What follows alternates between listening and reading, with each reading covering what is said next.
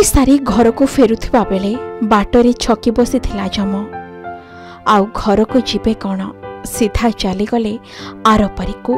प्रबल वर्षारे भिजी भिजी दीर्घ 4 घंटा काल कठिन परिश्रम करी ट्राफिक भिड़रे फसीथिबा लोकंकु सहयोग करिबा परे शेषरे घर मुहां हेउथिले।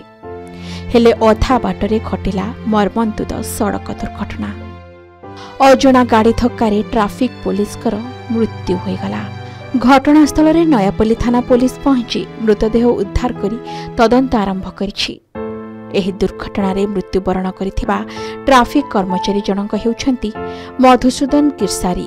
सूचना अनुसार गतकाली राति प्राय 10:30 रे एही दुर्घटना घटिथिला। ड्यूटी सारी ट्राफिक कर्मचारी मधुसूदन निज पल्सर गाड़ी जोगे घर को फेरुथिबा बेले जयदेव विहार फ्लाईओवर निकटरे दुर्घटना घटिथिला। पछरु आसुथिबा कौनसी भारी जान मधुसूदन को धक्का दे घटनास्थल फेरार हो जाइथिला। ट्राफिक पुलिस जनक यूनिफॉर्म रे थिबा बेले से चलाउथिबा गाड़ी मध्य घटनास्थल रे पड़ी रहिथिला। खबर पाई पीसीआर घटनास्थल रे पहुंची छानबीन आरंभ करिछि।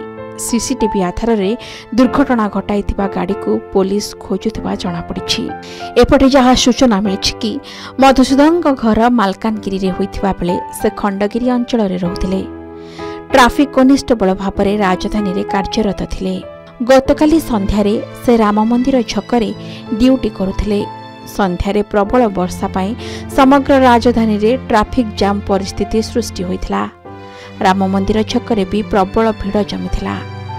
मधुसूदन वर्षारे ओदा होई ट्राफिक जाम रे फसथिबा लोकंकु सहयोग करी रास्ता क्लियर करिथिले। एहा परे निज ड्यूटी सारी बाइक रे बाणीविहार छक देई खंडगिरी फेरुथुवा बेले जयदेव विहार ओभरब्रिज निकटरे पछरु कौनसी एक भारी जान तांकु धक्का देथिला। एहा परे रक्त जुड़ुपुड़ु अवस्था रे रास्ता रे पड़िथिबा मधुसूदन को देखि किछि लोक नयापल्ली थाना पुलिस को खबर देथिले।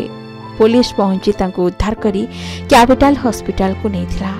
किंतु सेतेबेलकु मधुसूदनकर प्राणवायु उड़ी सारिथिला।